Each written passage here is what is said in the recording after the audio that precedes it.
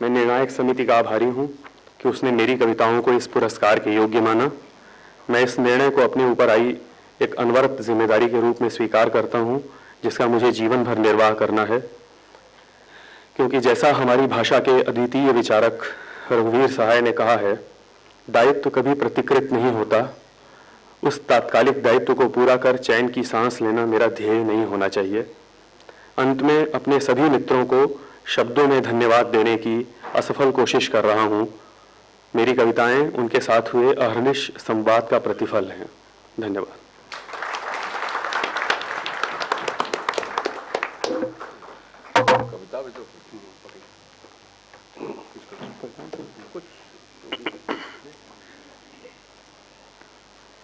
कविता है, इसका शीर्षक है 14 भाई बहन।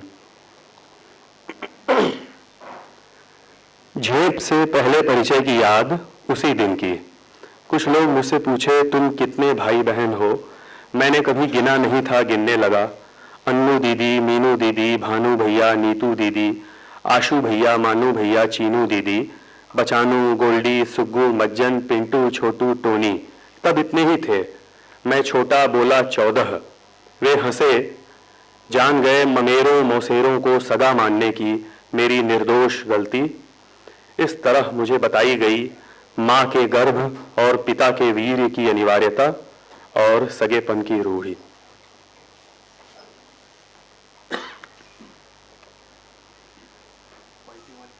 है इसका शीर्षक है अब बहुत नीचे। पानी की पाइपें अब बहुत नीचे हैं। शहर के अतीत में घर घर पानी पहुंचाने वाली पाइपें अब बहुत नीचे हैं। पाइपों पर एक के बाद एक सड़कें बनती गई हैं, इसलिए वे अब बहुत नीचे हैं। उनके ऊपर आजकल पानी देने वाली पाइपें हैं और वे बहुत नीचे हैं।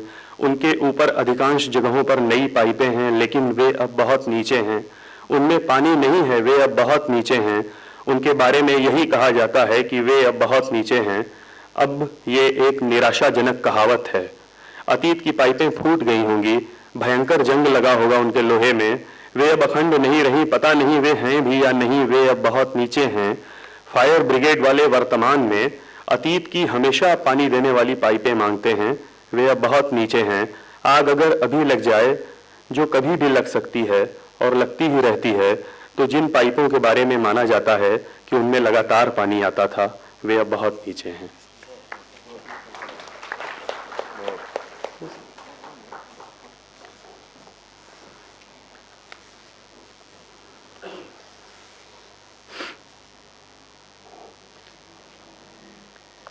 ये कविता है 70 का दशक। सिगरेट, कुर्ता, जीन्स, पैदल कविता, मीसा, DIR, दिनमान, RD बर्मन। उसकी सहजता प्राण है। ये शमशेर बहादुर सिंह की उक्ति है, उसका इस्तेमाल कर लिया है मैंने अपनी कविता में। उसकी सहजता प्राण है, साफ और सादा, चमक आज भी बाकी, दिखता है दूर से उसकी रंगीन फिल्मों का black and white. Rishikesh Mukherjee में विमल रॉय, संजीव कुमार में गुरुदत्त, डेविड में गांधी झलकते हैं। आंसू से नहाए हुए पवित्र हैं पूरे 10 साल। कैलेंडर की हर तारीख बाकी की दोस्त, कुछ भी पूरी तरह भूला नहीं गया। यादें हैं बीत गए की, और हो रहा भी जैसे यादों में हो रहा है। अमिताभ की ठाएं ठाएं सच नहीं मनोरंजन, ओछापन हाशिए पर तब, और हिंदी की मुख्य धारा थी और नदियों की मुख्य धारा थी, और उनको कोई एक दूसरे से जोड़ देने का आदेश नहीं दे रहा था। भटक गया मैं राह, पैदा हुआ 80 में। 84 के बाद मुझे लगातार कम अच्छा लगता गया। अफसोस अपमान ने अंधा किया। 70 की कमियां दिखती नहीं, वहीं रहने का मन। एक चिट्ठी, एक साइकिल, एक भटकन, एक भूख हड़ताल में।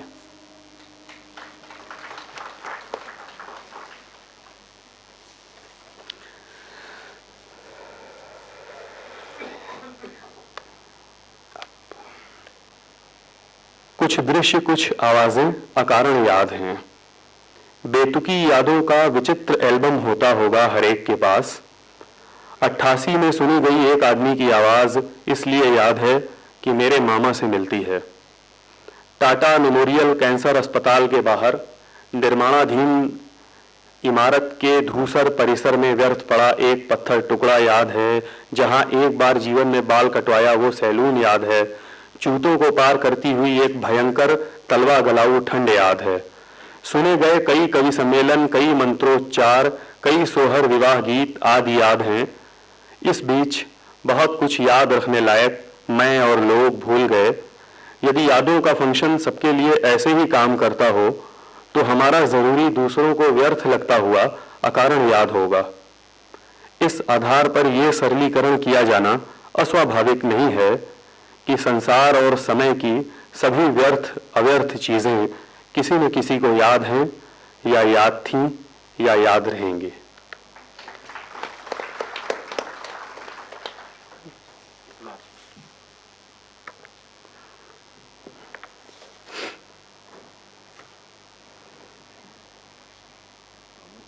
मेरी अधिकांश कविताएं लंबी हैं, मैंने एक लेकिन ये छोटी कविता चुनी है।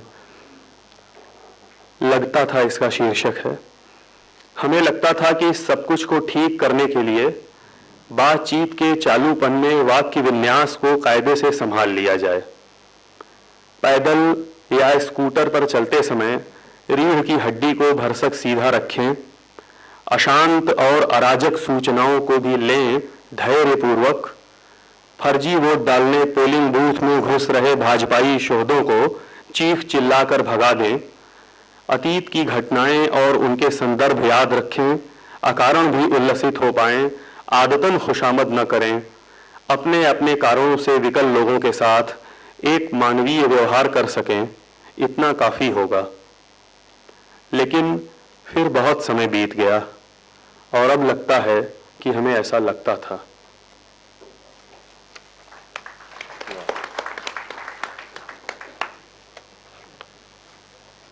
अब लोगों ने धैर्यपूर्वक मुझे सुना और मैं सहज रहने की कोशिश करता रहा इस बीच लगातार।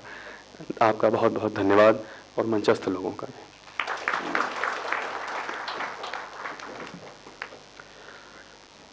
कविता से पूर्व एक अपूर्व किस्म का वक्तव्य था।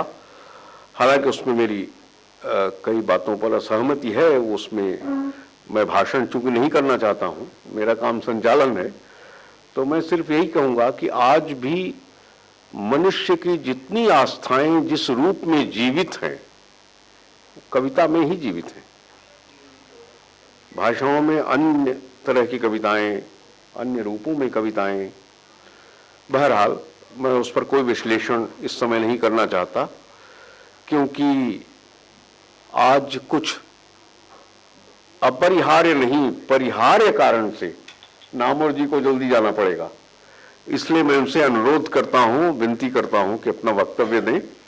आज परिहार कारण से उन्हें जरा जल्दी जाना है और उसके पहले जैसा कि हम लोगों को करना, उनका अनुसरण करना है।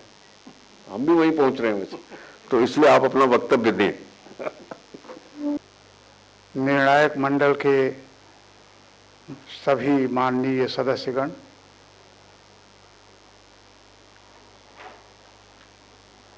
बंधुवर आलोक तोमर जी,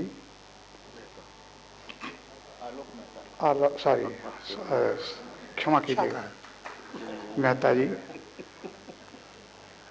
प्रिय डीपीटी अनिल जी, सभागार में उपस्थित सभी साहित्य रसिक सहृदय मित्रों और हिंदी प्रेमी बंधुओं, काशी की उर्वर साहित्यिक भूमि में एक अरसे बाद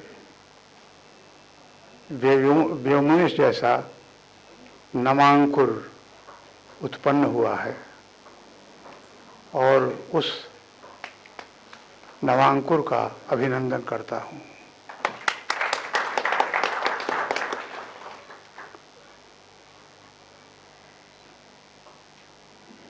जैसा डीपीटी बता रहे थे कि वीरेंद्र डंगवाल ने उन्हें अद्भुत कवि कहा था और अद्भुत साहित्य का एक रस भी होता है। ये और बात है कि नौ रसों में साहित्य की अद्भुत की स्थिति कितनी महत्वपूर्ण है, ये अलग विषय है। इलाहाबाद में एक हास्य रस के कवि 1950 के आसपास बलिया के रहने वाले थे, जिन्होंने अपना नाम उपनाम अद्भुत रखा था। बनारस में एक और कवि हुए थे जिन्होंने अपना उपनाम कौतुक रखा था। इन कविताओं को सुनते समय आपको कवि की कौतुकी वृत्ति की एक झलक मिली होगी, और ये कौतुकी वृत्ति दरअसल सर्जनात्मकता का एक रूप है, जो कवि शब्दों से खेलने की उमंग न रखता हो, वो लीक पीटू घिस्सू होगा। मुझे खुशी है कि व्योमेश शब्दों से खेलते हैं और खेलने का साहस उनमें है। ये सर्जनात्मकता का पहला संभावनापूर्ण चरण है। लेकिन यदि इसी भूमि पर कोई आदमी रह जाए तो कविता बहुत ऊंचे जाएगी, इसके बारे में एक शंका बनी रहेगी।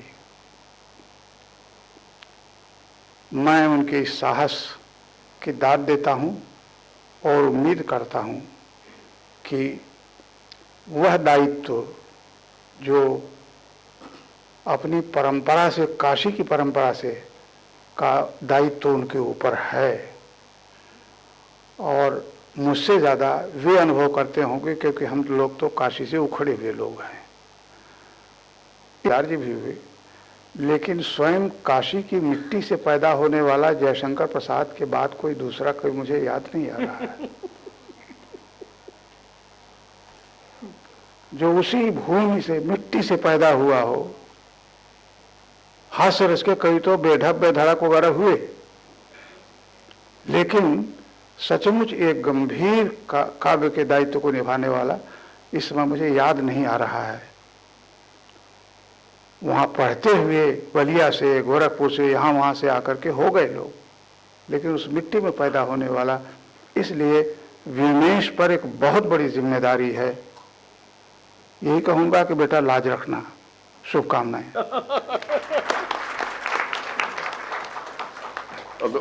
व्योमेश की जिम्मेदारी तो आपने बढ़ा दी कि उनको धरती की नहीं, व्योम की भी लाज रखनी। तो और अब मैं आग्रह करूंगा निर्णायक समिति की तरफ से मंगलेश डबराल जी को कि आए और कृपया अपना वक्तव्य दें। मंगलेश डबराल जी। विश्वनाथ जी, केदार जी, विष्णु जी, व्योमेश, आलोक जी, अनिल जी, और यह सभागार में उपस्थित मेरे अत्यंत कई आदरणीय अग्रजों और दोस्तों, मुझे अनिल जी ने अभी भी कहा मुझे पुरस्कार के बारे में कुछ बोलना है। मैं तो सोच रहा था मैं बहुत 1-2 मिनट जो धन्यवाद दे करके जो है तो मैं एक दो मिनट बोलूँगा, क्योंकि मेरे पास बोलने के लिए बहुत कुछ नहीं है ज़्यादा। लेकिन सबसे पहले तो मैं व्योमेश को बहुत हार्दिक बधाई और शुभकामना देना चाहता हूँ कि उनको ये पुरस्कार दिया गया, और एक उनमें जितनी संभावना है, और असल में व्योमेश ने शायद पिछले 3 वर्षों में अपने लेखन से, अपनी कविताओं से, अपनी आलोचना से और आलोचना से इतर जो सांस्कृतिक किस्म की पत्रकारिता है, मसलन संगीत के बहुत अच्छे जानकार हैं, और अभी ज्ञानोदय में उनका किशन महाराज पर एक संस्मरण जो उनका आया है, और इस तरह की बहुत सारी चीज़ें जो हैं वो उनकी दिलचस्पी लगाव बहुत सारी चीज़ों में है, जो विचार से लेकर के, जो कि शायद हिंदी में बहुत कम लोगों के पास है ऐसा। तो उन्होंने एक अपनी पूरी जगह बनाई है, तो इसके लिए मैं उनको बहुत बधाई और धन्यवाद देता हूँ। और मैं कामना करता हूँ कि वो एक सचमुच वाकई अच्छी कविता और अच्छी कविता लिखेंगे, न सिर्फ काशी की बल्कि समूची कविता की लाज रखेंगे। तो काशी उसका सिर्फ एक हिस्सा है मुझे लगता है। तो क्योंकि दुनिया काशी से काफी बड़ी है। तो मैं उत्तरकाशी तक फैली हुई है। तो बल्कि उत्तरकाशी से फैल करके आई है, क्योंकि गंगा वहीं से काशी तक गई है। तो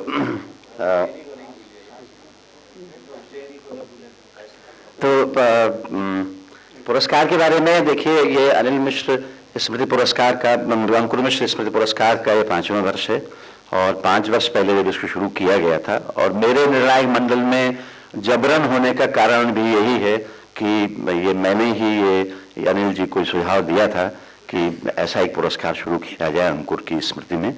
और फिर इसलिए अनिल जी ने मुझे रखा कि आपको तो रहना ही है, नहीं तो मैं असल में मैं निर्णायक समिति में रहना नहीं चाहता हूँ, और ये मेरा अंतिम वर्ष होगा। तो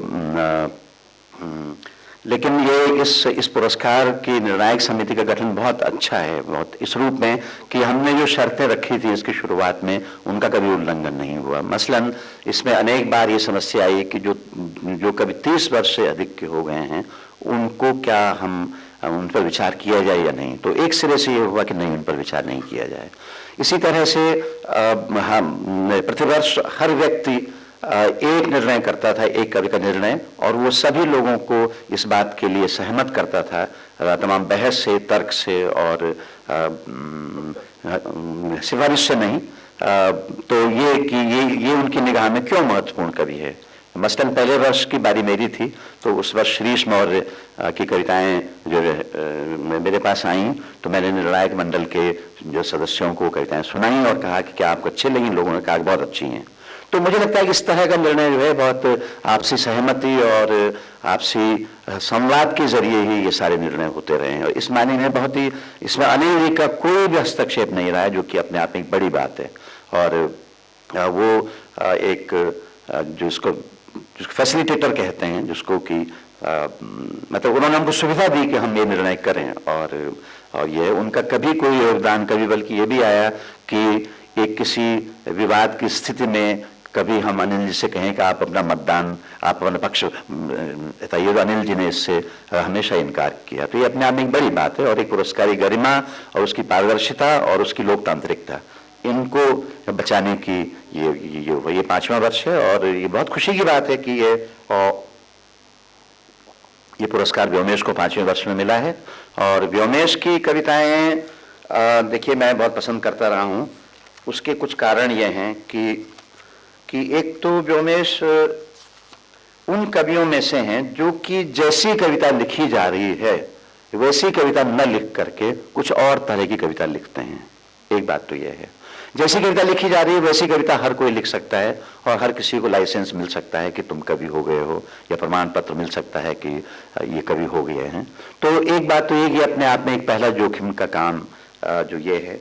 और दूसरा यह है कि व्योमेश को पढ़ते हुए ये लगता है कि अनुभव जो है, मानवीय अनुभव कोई सरलीकृत या सरल या आसान चीज नहीं है, बल्कि वो जटिल चीज है, जो कि जटिलतर होता जा रहा है।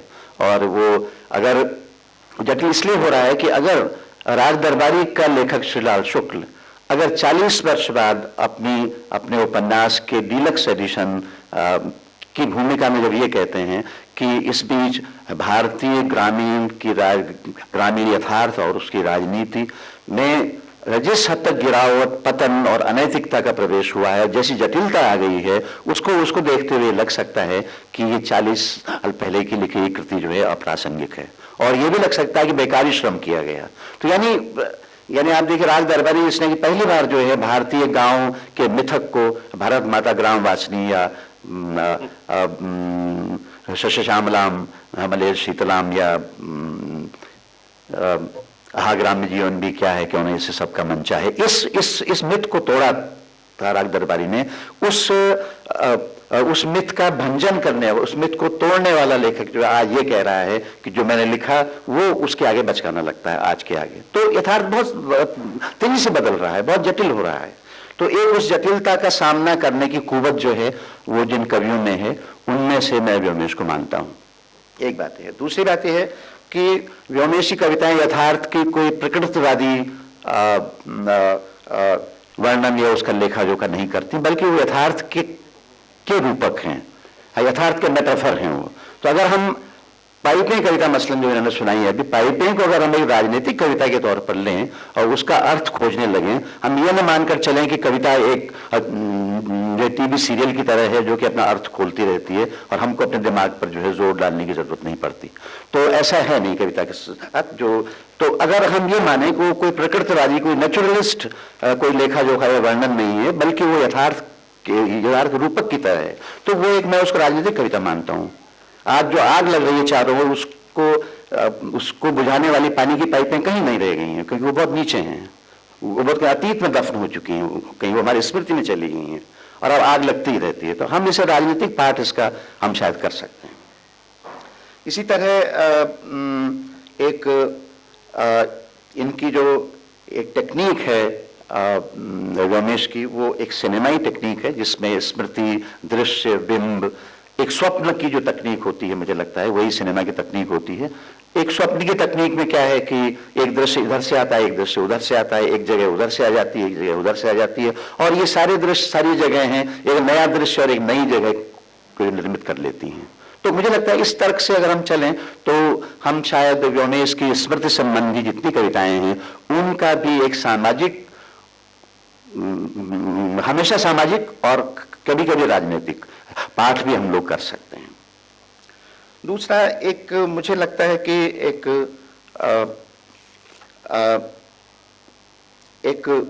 ये लग सकता है कि व्योमेश कुछ उत्तर आधुनिक किस्म की कविता लिखते हैं। ये बात शायद मुझे लगता है देवी प्रसाद मिश्र जो कि यहाँ बैठे हुए हैं, इनकी कविता के बारे में कही जा सकती है। क्या ये लोग उत्तर आधुनिक शिल्प की कविताएं लिख रहे हैं? ऐसा भ्रम हो सकता है, तो मैं इसको भ्रम ही मानता हूँ। और ये दरअसल ये भ्रम इस